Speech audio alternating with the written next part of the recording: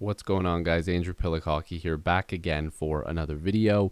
This is just another discussion video. I like doing these types of videos. Just sit down, have a chat. So grab a snack and let's talk some hockey. Make sure to leave some comments down below if you agree or disagree with me. But we're going to be talking about something that Sportsnet posted, and this was posted on December 9th. I believe this video will be posted on the 11th. So things can change. The NHL is meeting with the NHLPA. There's a lot of different discussions and meetings and all the boring stuff going on, even though us hockey fans are following it diligently because we want to figure out what's going on with the season. Before I go any further, though, I'd like to ask if you would subscribe if you are new to this channel. I'd greatly appreciate it. Leave some suggestions down below for me to make videos on. I would greatly appreciate that. But let's get over to this article on Sportsnet here. So hopefully you guys can see this well. I zoomed it in a little bit, but as you can see, December 9th is when this article was made, and I am making this video on the 10th, which you can see. So things can change, and hopefully I'm recording this and this video doesn't get scrapped because something is already going on. But it's a lot of stuff that we've already assumed was going to happen, like the All-Canadian Division and stuff like that. But because of, the travel restrictions and stuff like that, this is what was said by Gary Bettman. There are a lot of things we have to do to return to play. For us to return to play, we're not going to play 82 games, obviously. And we have travel issues because of the restrictions at the border between Canada and the U.S. You can't go back and forth, so we're actually going to have to realign. If everything stays the way it is, we're probably going to have a Canadian division and realign in the U.S. And we're trying to focus on dealing with all those challenges. Now, I don't know about you guys. I love Canada. I live in Canada, okay? I'm a Leaf fan. I love Canadian hockey teams. I love the NHL in general. But for me, I love watching different teams. I don't like watching the same team play each other so many times unless it's the playoffs. Let's say they play around 40 to 50 games. Let's just ballpark it, right? I don't want to see the Leafs play the same Canadian teams over and over and over and over and over. I'm sorry, I don't want to. I think the Canadian division will be fun, and at first I was about it.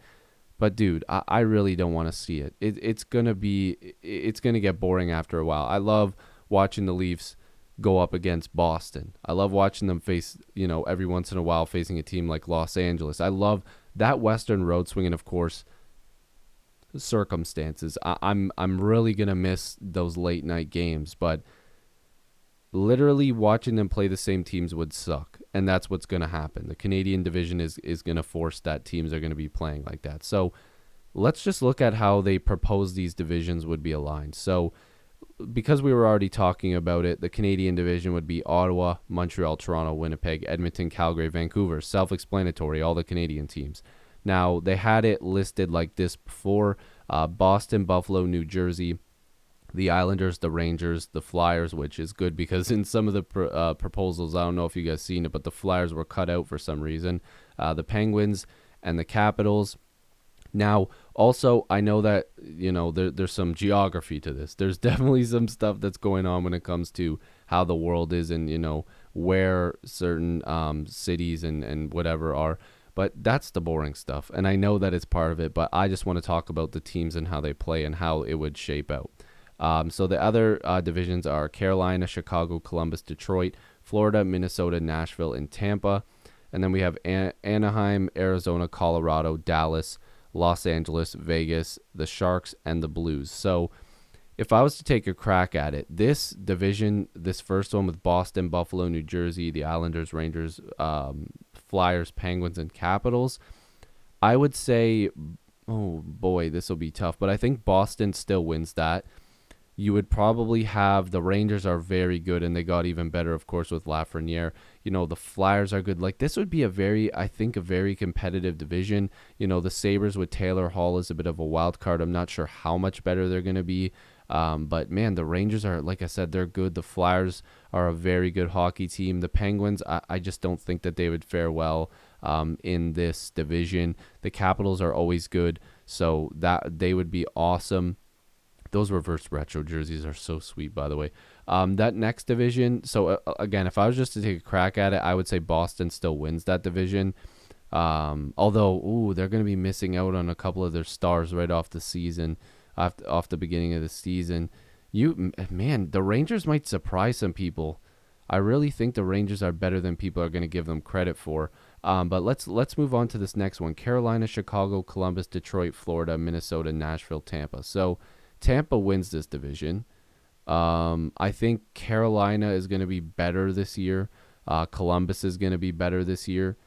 I think Nashville is going to be a middle of the pack team. Same thing with Minnesota, probably. Same thing with Florida, actually. It's going to be competitive. I think Detroit and Chicago obviously fall behind, but I could see, Tampa's going to win that division, but they're going to have Carolina and Columbus really battling them. And I think maybe if the Predators, improve a little bit from last season, they'll be in the mix for that too. The next division here, Anaheim and Arizona definitely won't be in the mix. Colorado and Dallas will definitely be in the mix there. Los Angeles probably won't. They're not very good. Vegas, they'll definitely be in the conversation. Although they have a lot of trade rumors going on. I'd love to make a video on that.